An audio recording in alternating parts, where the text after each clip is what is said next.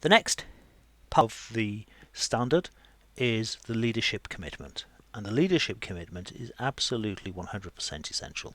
And it's essential in two aspects. First of all, if you don't have it, you're unlikely to be able to implement an ISMS successfully, which will affect your ability to deliver a truly secure environment. And the second reason it's essential is that your auditors will 100% go to the leadership commitment, and one of the first questions they're going to ask you is to demonstrate that your senior leaders are committed to the ISMS. So that means that you have to ensure that the most senior person within your organisation that has responsibility for the security aspects of the business is signed up to this. And that can be one of the hardest aspects, because you have to ensure that that person is committed to the idea of the ISMS, and you have to ensure that that person is able to devote whatever energies they are required to the ISMS. And ideally, that means attending the security management steering group, at which they need to either chair or they need to be present, and they need to at that point articulate that they are committed to the ISMS. Now in practice, that could be 2 meetings a year. So it is entirely up to you how you run your ISMS. What you absolutely must do is you must do whatever it is you say you are going to do. So if you say you're going to have a monthly management steering committee meeting, you have to have a monthly committee meeting. But in practice, the auditors will not challenge you if you say that a 6-monthly or possibly even an annual meeting is sufficient. If you think that you can only have an annual committee meeting, then you will most likely have to have a subordinate technical steering group meeting, perhaps every month or every 2 months, where you meet with representations from IT, HR, facilities, finance, publicity, operations, or whoever, so you can keep a handle on the tiller of InfoSec. And then at the end of each year, or every 6 months, you can have the key sponsor. And one of the an effective way of demonstrating leadership commitment is that the post for the ISMS manager has been funded, commitment to undertake audits, commitment to buy services of third parties, and you can ask your senior leadership to commit to putting their name on an email that clearly you may well send on their behalf, or you could, depending on how they are, how willing they are to engage, they might even send emails themselves. And I hear stories of senior leaders who send emails and require that if anybody, for instance, leaves their workstation unlocked, then colleagues are able to send an email from that workstation to the CEO, and the CEO can then chastise the person who left their workstation unlocked. So there's all sorts of things that you can do. But let's just step through what the standard actually requires here. So it says that top management shall demonstrate leadership and commitment, and they have to, as part of the leadership and commitment, there are a number of things that they have to do, and you might as well list either in your policy or your management document that the leaders do commit to doing this. And there's no harm in having your leader say, I commit to doing this, because when you get audited, the auditor is going to look at the standard and they will say, show me evidence that the leaders are committed to ensuring that the information security policy and the objectives are established and that they're compatible with the strategic direction of the organisation. Ensure that the integration of the ISMS is complete into the organisation's processes, ensure that there are sufficient resources, communicate the importance of effective ISMS, ensure that the ISMS achieves its intended outcomes, direct and support persons, promote improvement, and support other relevant management roles. So it's up to you how your leaders actually manifest that, but you might want to say, for instance, that you can meet item C, which is ensure the resources are available, by the fact that you're in post. They can meet item D to communicate the importance because they have written an email to all staff, or they have put their name on the posters that you have put up. They can ensure the ISMS achieves its intended outcomes by ensuring that the annual or biannual or monthly or whatever the periodicity is of the management steering committee actually has a section that deals with each of these commitment items, so that there is no ambiguity with the auditor that this is being met. And let's not forget that this is about ensuring that the auditor has evidence to provide to support your ISMS. After leadership, we have the policy 5.2, and the standard says that top management shall establish an information security policy and give some criteria. Now, in practice, of course, top management don't establish anything. Top management ensure that the security manager establishes the policy. However, top management need to sign off the policy, and so when you write the policy, you absolutely have to say that top management have approved it. And I would recommend that within your approval statement, you say that top management have given the security manager delegated authority to make any updates to the policy that they choose. Because if you don't, every time you want to change the policy to create a spelling mistake or to issue the annual update, you have to go back to your most senior leader and ask them to do something that eventually they may well decide is a little too trivial for them. So, when they write the policy, the requirements from the standard are that the policy is appropriate to the purpose of the organisation. So we have defined the purpose. We have to define that the policy is congruent with the purpose. You have to include the security objectives, which we've already identified. We have to include a commitment to satisfy all requirements, and we have to include a commitment to continual improvement. So you might as well, in your policy, simply have a statement that says this policy is appropriate to the purpose of the organisation, list the purpose. You might as well list the objectives, and then you might as well include within the policy a statement that says that the senior leaders have signed it off. Make it absolutely 100% unambiguous. Do not put yourself in the situation where the auditor has to guess if you meet these requirements. And these are very simple to achieve. And you might as well make sure you've achieved it by using the same words. Use the words, we are committed to satisfy all applicable requirements that relate to information security. And that way there is no ambiguity and you will pass your audit. There are some other requirements for the policy, that the policy is available as documented information, so it has to be printed or in a document, and it has to be available for staff to download. And the easiest way to do that, of course, is to put it on your corporate intranet and to put inside the documents that this document is available from the corporate intranet. Make sure it's communicated within your organisation and it's available to interested parties, which really means suppliers. You might decide that you don't want to make it available in whole to organisations that you are delivering services to, but you might want to make it available to third parties and suppliers.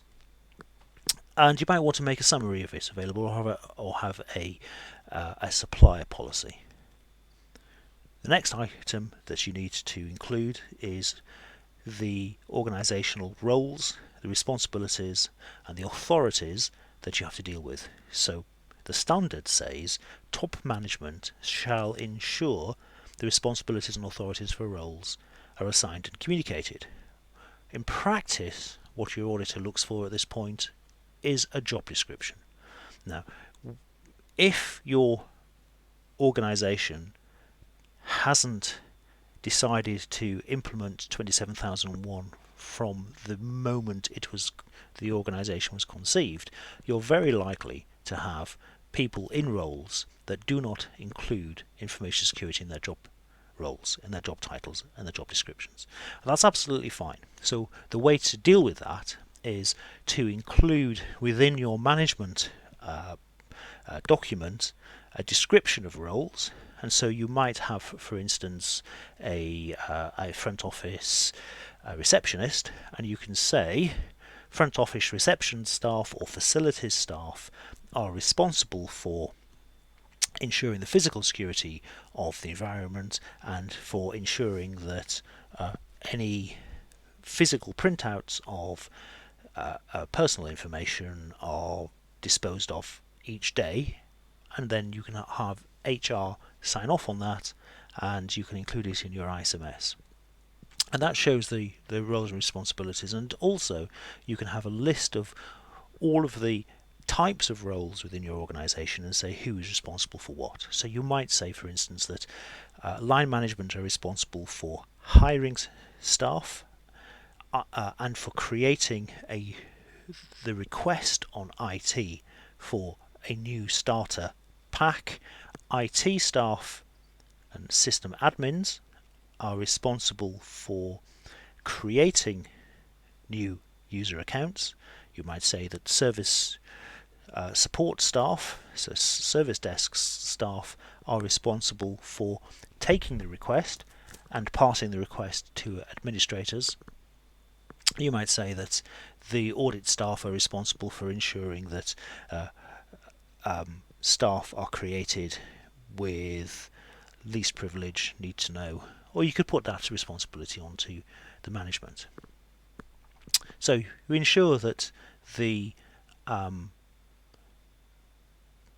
roles and responsibilities are adequately identified, and then top management have to assign responsibility and authority within the ISMS to somebody who ensures that the information security management system conforms to the requirements of the standard and that they report on the performance of the ISMS. And that assignment of responsibility is the information security manager. So within your management document, you'll need to say that the responsibilities of the information security manager are that they ensure that the ISMS conforms and that they report metrics to top management. The next section is planning. So the standard says that as part of the ISMS, we have to undertake actions to address risks and opportunities. And Section 6 goes on to say that when planning for the information security management system, the organisation must consider all of the issues, internal and external, that we've listed, and the requirements that we have listed, and determine the risks and opportunities that need to be addressed. So that's partly about having an assessment of risk. We can come to that. And it's partly about ensuring that what we are putting in place has sufficient detail in order to measure security. And in particular, the standard requires that we ensure that the ISMS can achieve its intended outcomes, and we do that by knowing what the intended outcomes are and then being able to measure that it can meet the intended outcomes. So part of the challenge is to make sure that the intended outcomes are within the scope of what is reasonable to achieve. If you want to have outcomes that are not achievable or that are stretch outcomes, by all means include them, but be aware that you will need to justify to the auditor how you're going to meet those outcomes, and if you're not, what you're going to do about it. So the standard has to prevent or reduce undesired effects, and you have to have continual improvement. The continual improvement is relatively straightforward. As part of your regular management meeting, you merely have to have a section or a part of the meeting that deals with what do we need to do next, what are the improvements that we can put in place. Then the standard requires that the organisation plans actions to address the risks and opportunities. That basically means you need a list or a calendar or a diary of things that are going to happen, and it's entirely up to you how much detail you put into that list of actions. You could have a very detailed response, or if you prefer, you can have a month by month checklist of what you're going to do. But you do need to have that diary. That diary will include the regular management meetings. It will include the dates for your internal and external audits.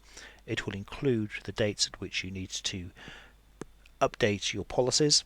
It will include the dates at which you need to undertake a risk assessment or a refreshment of risk assessment. And it will include when you'll do things like calculate metrics and obtain data from your systems and suppliers. And what's important as part of the plan is that you do not overcommit. So do not create a plan that in isolation seems reasonable. So don't say, for instance, we are going to capture the number of workstations that have a virus every day, because 3 months into the ISMS, when you are dealing with a crisis and you find that you can't do the thing that you think you could do every day for 6 weeks, you're going to fail your ISMS. So ensure that you put in to your proposed plan sufficient gap and lag so that you have an opportunity to meet the plan, meet the requirements, and not get a non-conformity. So the plan has actions, and it also needs to show how you're going to implement the actions and how you're going to evaluate the effectiveness of those actions. So you might say that you're going to have a plan that will include reviewing the number of security incidents, look at the controls that are in place to deal with incidents, the root cause analysis, and then you can demonstrate that the number of incidents is either going down or staying the same, or if it goes up, then you understand why.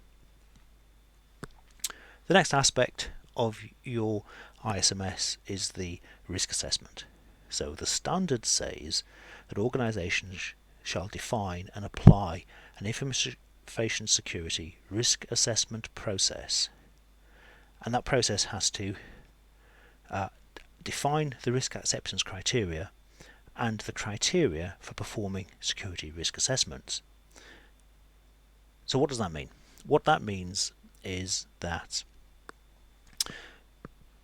when you identify risks, that you are able to deal with the risks that are produced.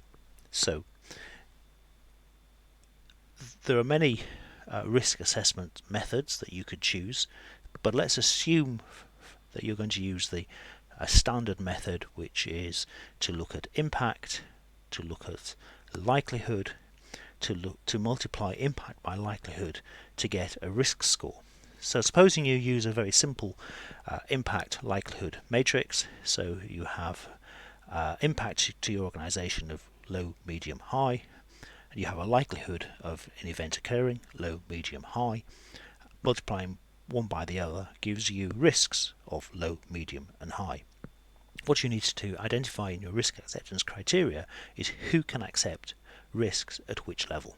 So You might decide that the senior leadership can accept risks at high. You might decide that operational management can accept risks at low, and you might decide that the risk manager has discretion to accept risks at medium, and if they feel that risks that need to be brought at medium need to be brought to the attention of senior management, then they will do so. And it is by far to your benefit to ensure that for the purposes of the ISMS that you are able to accept risk at the widest possible sense, so that you do not have to demonstrate to the auditor that you have got sign-off from your management for the acceptance of risks at all levels. Then you need to have criteria for performing the risk assessments, and the normal criteria you would use is where there are significant changes to systems or where there are new systems brought in, and the best guidance for the granularity of systems to assess risk against are systems that contain the greatest amount of data processing. So you will want to do your risk assessment against, for example, the payroll system end-to-end, including manual processes. You don't want to do your risk assessment against each individual payroll server or each individual payroll person. You may want to have your risk assessments against the building. You might have your risk assessment against the abstract concept of all contracts. To keep it as broad as you can, but at the same time you need it to be meaningful. Then the standard requires that you ensure that repeated security risk assessments produce consistent, valid and comparable results. And what that basically means is that your documentation for your process has a standard method of, for example, asset identification, business impact assessment, likelihood calculation, and then the product of impact and likelihood to give risk, which is therefore consistent.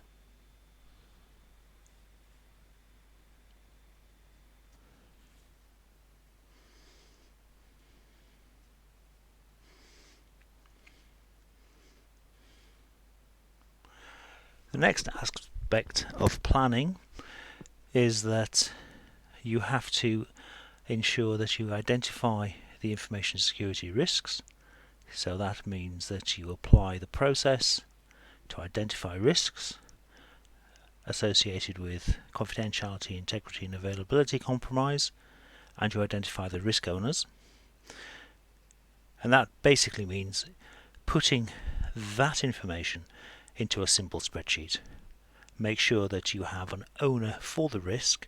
If you have any risks without owners, then immediately you'll get a non-conformity on your assessment.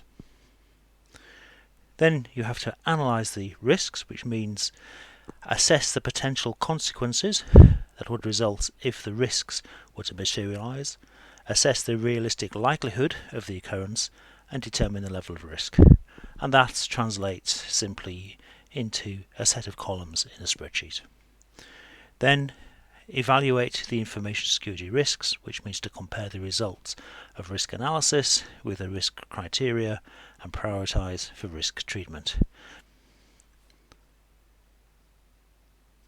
The next aspect of the risk assessment is to identify the risks, which effectively means to document the impact, the likelihood, the resulting risk, and the prioritization in either a spreadsheet or a table.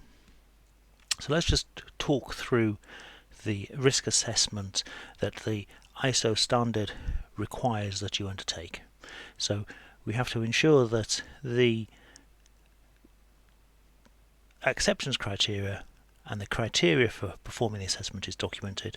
We have to ensure that the process is documented, and then when you go into the specifics, you have to ensure that you have identified the owners of the risks that will be produced, and then you identify the consequences that would result if the risks were identified. In other words, the business impact assessment.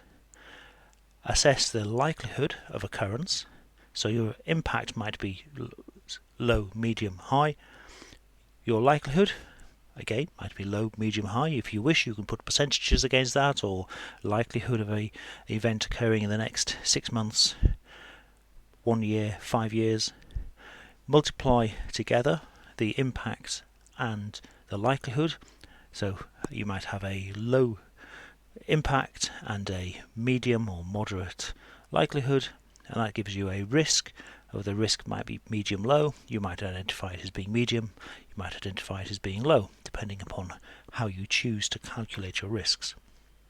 With that output of, say, moderate risk, medium risk, you'll identify that the owner of the risk, who they are, that goes into your spreadsheet or your table or your document if you're just using a simple document, and then compare the results of those so that you can prioritize all the highs, the mediums, the lows, and then prioritize them for risk treatment, so you can identify the treatments that you need to put in place and what the treatment does for the management of risk. And you can, if you want, have your a priori risks, where you can say that the absolute likelihood of, for example, an internet threat actor undertaking a reconnaissance and attack on a website is very high, because that's what happens every day. The likelihood of success in the absence of any security controls is very high, because computing is or can be or there can be vulnerabilities in systems, and if you haven't got any controls such as patching, etc., then the resulting risk you might identify as being very high likelihood, high impact. But you're going to put in place a corrective action or a compensating control that will reduce the likelihood. So you might decide to put a web application firewall in front of your web application service, which will reduce the likelihood of attack. And you might decide, for instance, that you're going to segregate out your web site from your production systems, and that will reduce the blast radius of any compromise. So you're reducing the impact as well as the likelihood, and then the resulting risk will be very low. And the standard doesn't actually have a view on whether you need to go to that level of detail. If you do go to that level of detail, you will end up with a spreadsheet with an additional 3 or more columns. So to keep it simple, consider the risks that exist with the controls that are already in place, and only look at the additional controls that you need to implement that do not result from the existing controls. You'd have to be slightly careful, because you don't want to assume that the controls are all in place, and so you want to ensure, in the case of the web service, that you might decide that you need to have the controls in place that are required as part of the Annex A. So, for instance, controls from malware. Your control from malware is derived from your assessment of risk, which says that in order to mitigate the impact of malware being executed and the likelihood of malware being executed, you will have controls such as anti-malware controls. And providing your assessment is reasonably thought through, your risk auditor will accept the findings of your risk assessment. It is quite unlikely that they will go through the minutiae of your risk assessment looking for flaws in your risk assessment method. They're more likely to look for the output for the table to identify that yes, you do have a risk owner. That is far more important to them, that you have a risk owner, than that you have actually captured any useful risks. So the next step after identifying the risks is the information security risk treatment. And in the risk treatment, you have to identify the treatment options, such as we have mentioned, implementing a web application firewall, implementing controls such as secure software development lifecycle, anti-malware controls, etc. So bear in mind that one of the outputs of your risk treatment is the statement of applicability, which you need to then use to demonstrate why you have selected the controls that you have selected. And it's entirely up to you if you want to include in your risk assessment controls that do not appear in the statement of applicability.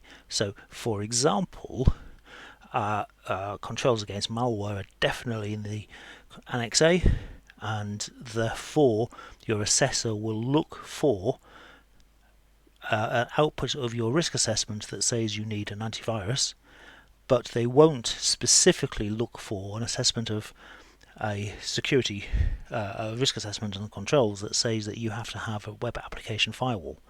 So just bear that in mind when you are constructing your risk assessment, that you are to a certain extent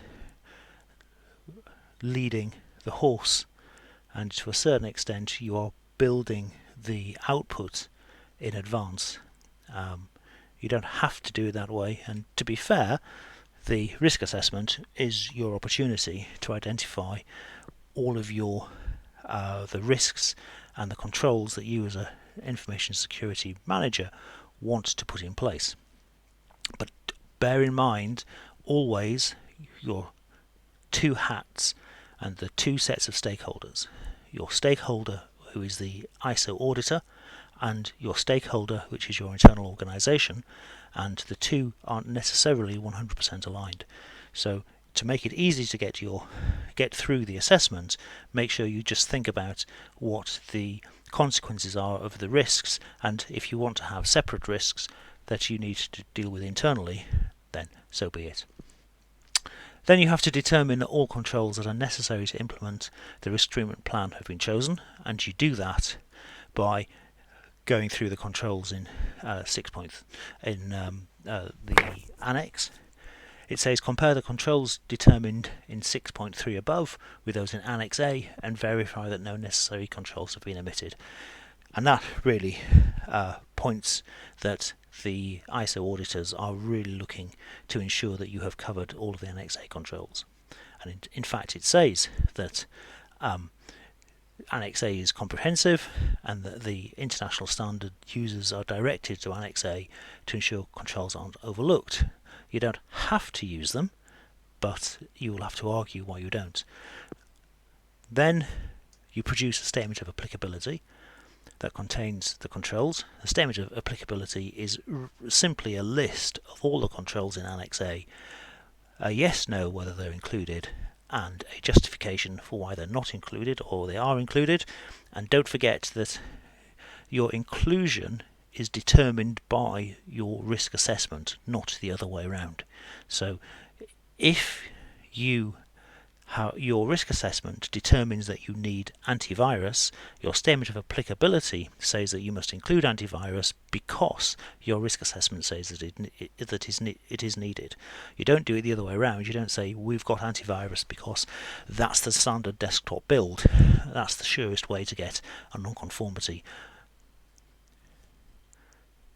Then you have a obligation to formulate an information security risk treatment plan, which is really a list of all of the actions. Ideally, you'd have dates and implementation objectives, but that's just a list of what needs to be done. And then you need to get the risk owner's approval for the plan and acceptance of the residual risks, which is why it's really important to identify who has the authority to accept risk. You need to understand where your own political power ends, so that you don't have to ask people outside of your own remit for approval for risks. You need to be able to understand exactly which risks you want to escalate and which risks you think you can treat, and accept. And you will need to make sure that you don't generate a risk treatment plan that is so complicated and exhaustive that you spend all of your time managing to a plan that is at the wrong level of abstraction for your organisation. The standard says that the organisation shall retain documented information about the risk treatment process, which basically means you have to document and keep a record. And don't forget that email is a record, but in practice trying to record your risks in email only is quite difficult. Next, you have to ensure that you are able to meet your information security objectives. So the standard says that the organisation shall establish information security objectives, and then the objectives have to be consistent with your policy, be measurable if they can, take into account the requirements, take into account the results of risk treatment, they have to be communicated, and they have to be updated. So you have to say, for example, that your objectives are that, for example, all staff are aware of their security obligations, which is consistent with the policy. You can measure it because you can have a set of quizzes after people have undertaken the security awareness. You can take into account the requirements and the results from a risk assessment, because your risk assessment will no doubt say that there is a risk of compromise due to people who do not understand their obligations. It's communicated through the intranet, and then you can update it as you need. The standard goes on to say that when planning how to achieve its information security objectives, you need to determine what will be done, what resources are required, who is responsible, when it's completed, and how the results will be evaluated. And that is really a straightforward paragraph where you can say that, for example, in the case of training, what will be done? We will have an annual training course. What resources will be required? The answer is manager plus perhaps a website, or maybe the course will be delivered by email or in person with handouts. Who will be responsible? Easiest is to make the information security manager responsible. When will it be completed? Then you can say you'll do this at least every year. And then how will the results be evaluated? And you can say that the results will be scored.